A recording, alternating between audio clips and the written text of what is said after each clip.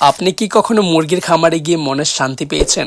আমি আজ হঠাৎ একটা ছোট খামারে এসে সেটাই অনুভব করলাম। তো গল্পটা শুরু হয় ঠিক দুপুর 12টা বাজে। শুক্রবারে এই সময়টা শহরের শব্দ একটু আলাদা হয়।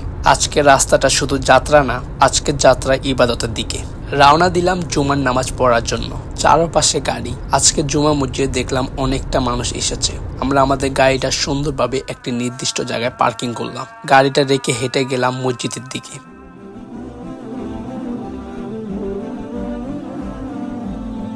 জুমার নামাজ শেষ।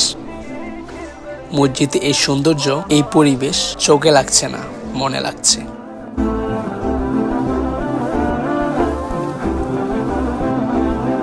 আলহামদুলিল্লাহ, গাড়িতে উঠতে গিয়েই দেখলাম বের হওয়ার রাস্তায় ভরপুর ট্রাফিক। ট্রাফিক টাইম ধৈর্য ছাড়া উপায় নেই। অনেক সময় লেগে গেল বের হতে।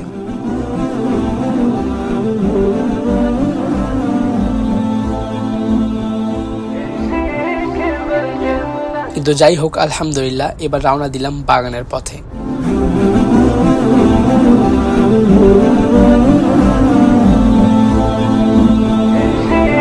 চলে আসলাম একটি বাগানে, কিন্তু এখানে এসে দেখছি কোনো মানুষ নেই। তারপর আমরা রওনা দিলাম পাশের বাগানের দিকে। এখানে এসে গাড়িটা পার্কিং করে রওনা দিলাম ভিতরের দিকে।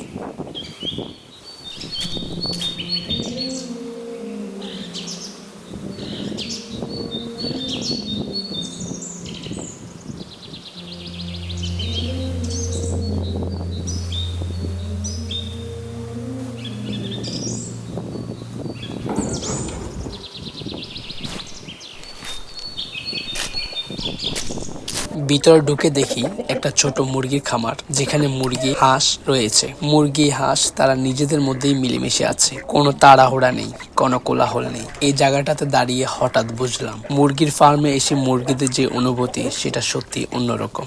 মাশাআল্লাহ।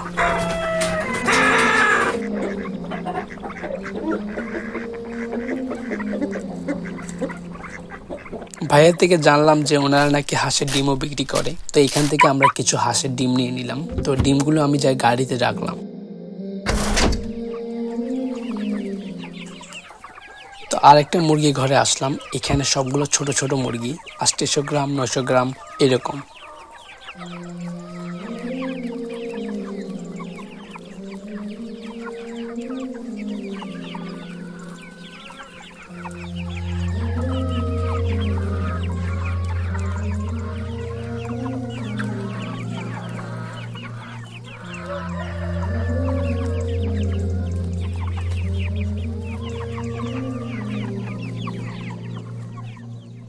এখান থেকে 4টা মুরগি নিয়ে নিলাম। 1000 গ্রামের কম, 800 900 গ্রামের মতো হবে।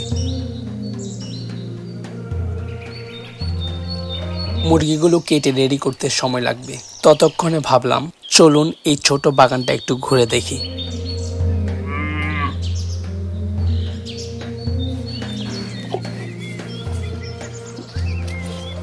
হাঁটতে হাঁটতে হঠাৎ চোখে পড়লো এই ছোট একটা গরু। আগে খেয়াল করিনি, এখন বুঝতে পারলাম এই ঘাসগুলো আসলে কার জন্য রাখা। দেখার মতো তেমন কিছু না, বড় কোনো জায়গা না, কিন্তু এই অল্প কিছু প্রাণী, এই শান্ত জীবন, কেন জানি মনটা ভরে গেল, মনটা শান্ত হয়ে গেল। মুরগিগুলো রেডি হয়ে যাওয়ার পর টাকাগুলো ভাইকে দিলাম। এই ছোট বাগানটার সাথে বিদায় নিলাম। আলহামদুলিল্লাহ, এমন ছোট ছোট মুহূর্ত জীবনকে সুন্দর করে। ভালো লাগলে সাবস্ক্রাইব করে রাখতে পারেন। এবং হ্যাঁ, নেক্সট ভিডিও ইনশাল্লাহ আরো ভালো কিছু আপনাদেরকে দেখানোর চেষ্টা করব।